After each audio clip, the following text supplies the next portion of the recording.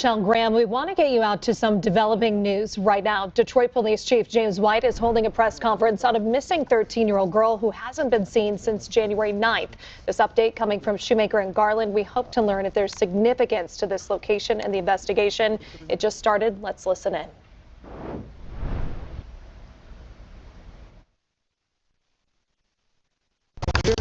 That's fine.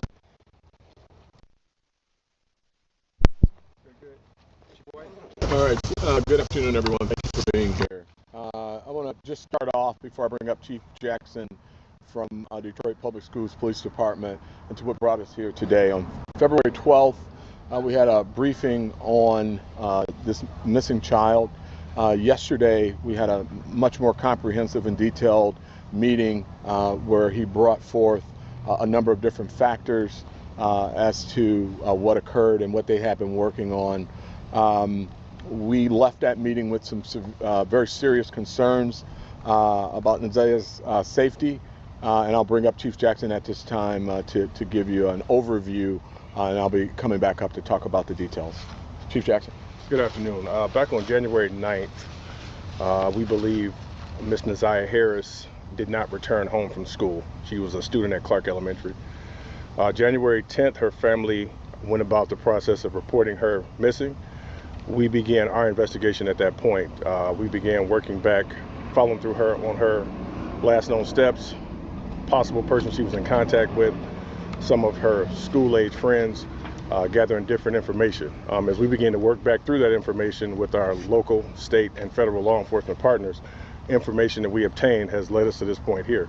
At that point, we reached out to Chief White to let him know the developments that we had, and so at that point, we decided that this investigation had kind of gone past the four walls of our building, and Chief White stepped in to help us out. Chief White. All right, thank you, Chief. So again, after our meeting yesterday, we were very, very concerned. I made the decision at that time that we will take lead on this investigation. We'll be bringing in our local, federal, state partners, a very concerned community, our Board of Police Commissioners, our civic leaders, every single person to assist us in bringing little Nazia home. That's the goal here, is to do everything we can to bring her home. We have debriefed on a number of different factors. We're hopeful that we find her well, but we can't operate on hope. We have to operate on information, investigation, and work, and that's what we're here to do today with this incredible show of force that we have at this time. I will bring up Deputy Chief Carrie Sloan to talk a little bit about some of the aspects of the investigation at this time, but I will tell you that it is still early in the investigation on our part. Although DPS has done a number of different things, we are now doing a number of different things. We are actually, in fact, repeating some things to lay eyes on exactly what aspects of the investigation that we want to have some firsthand information on. So she's not going to be able to provide you granular detail at this time, but we'll just give you an overview and highlight some of the things that we're going to be doing. DC? Good afternoon. Deputy Chief Carrie Sloan, the Detective Bureau. First, we would like to express our deep concern for the welfare and safety of 13-year-old Nazia Harris, who has been missing since January 9th. I would like to ensure Nazia's family that DPD intends to utilize every possible resource that we have to bring her home safely. As the Chief mentioned, we are currently working with our local, federal, and state partners to establish exactly what occurred in this situation.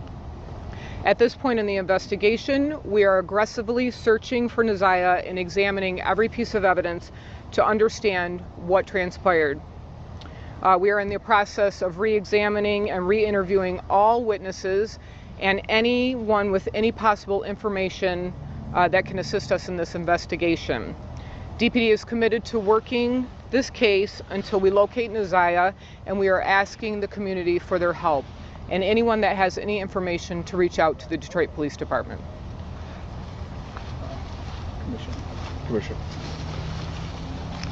I want to thank the Detroit Police Department and the Detroit Public Schools Police Department, those two chiefs, for working together in a unified manner. I stand here in full support of this department in finding our little precious child.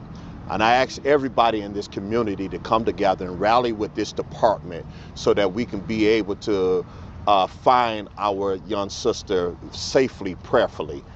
And it is my goal to do everything in my power and within my sphere of influence to be able to work with the chief and this department to ask the clergy, ask every community person out here, all the block clubs, come out for this baby.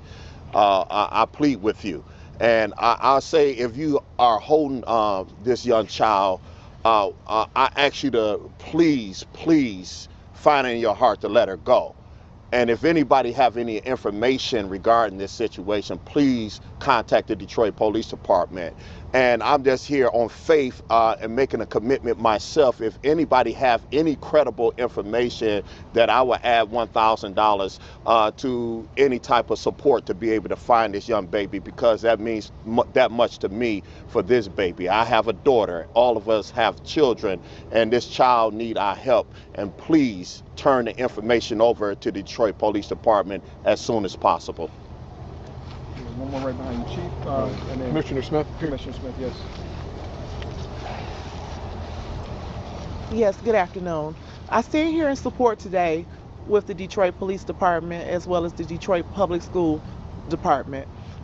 We're today in unity in hopes that we find this child safely. I'm just conveying the message that it is against the law to harbor a child. If someone is harboring her or keeping her against her will, please let her go. If any children or friends or neighbors or anyone who've seen her, please speak up. It is extremely important, and we are very concerned. The community is very concerned for the safety of her return. Thank you. Thank you, Commissioner. Chief, sorry. One more, The mom? The mother, yeah, Okay. grandmother, right. Yes.